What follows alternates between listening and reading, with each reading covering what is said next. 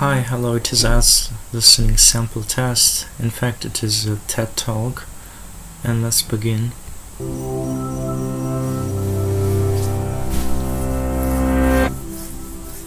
The year was 1816. Europe and North America had just been through a devastating series of wars, and a slow recovery seemed to be underway. But nature had other plans. After 2 years of poor harvests, the spring brought heavy rains and cold, flooding the rivers and causing crop failures from the British Isles to Switzerland, while odd-colored snow fell in Italy and Hungary. Famine, food riots, and disease epidemics ensued. Meanwhile, New England was blanketed by a strange fog that would not disperse as the ground remained frozen well into June.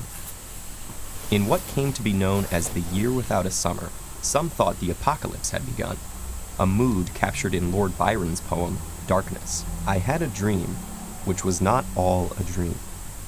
The bright sun was extinguished, and the stars did wander darkling in the eternal space, rayless and pathless, and the icy earth swung blind and blackening in the moonless air.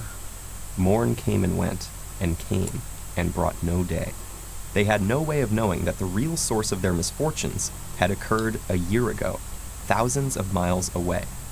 The 1815 eruption of Mount Tambora on the Indonesian island of Sumbawa was what is known as a supervolcano, characterized by a volume of erupted material many times greater than that of ordinary volcanoes.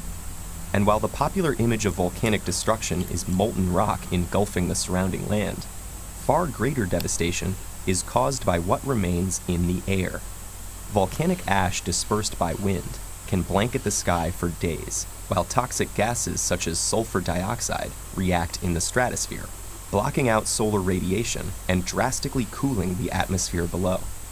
The resulting volcanic winter, along with other effects such as acid rain, can affect multiple continents, disrupting natural cycles and annihilating the plant life on which other organisms, including humans, depend. Releasing nearly 160 cubic kilometers of rock, ash, and gas, the Mount Tambora eruption was the largest in recorded history, causing as many as 90,000 deaths. But previous eruptions have been even more deadly.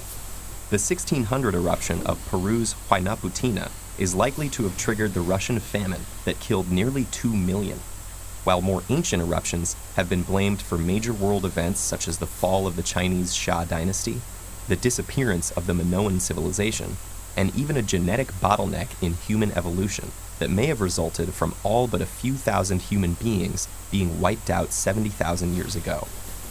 One of the most dangerous types of supervolcano is an explosive caldera, formed when a volcanic mountain collapses after an eruption so large that the now empty magma chamber can no longer support its weight. But though the above-ground volcano is gone, the underground volcanic activity continues. With no method of release, magma and volcanic gases continue to accumulate and expand underground, building up pressure until a massive and violent explosion becomes inevitable. And one of the largest active volcanic calderas lies right under Yellowstone National Park. The last time it erupted 650,000 years ago, it covered much of North America in nearly 2 meters of ash and rock. Scientists are currently monitoring the world's active volcanoes, and procedures for predicting eruptions, conducting evacuations, and diverting lava flows have improved over the years. But the massive scale and global reach of a supervolcano means that for many people, there would be nowhere to run. Fortunately, the current data shows no evidence of such an eruption occurring in the next few thousand years. But the idea of a sudden and unavoidable civilization-destroying apocalypse caused by events.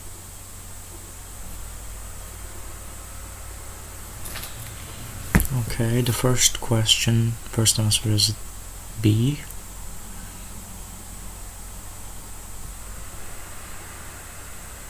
Hungary and Italy. Okay, listen this again. Our solution.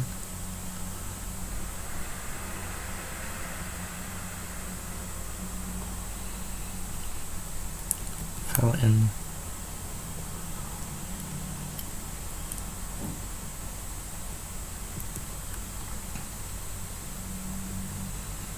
Okay, the question is strange snowfall. Odd colored, strange odd. Snow. Italian Hungary. Okay, thanks for watching this video. Have a beautiful day. Bye.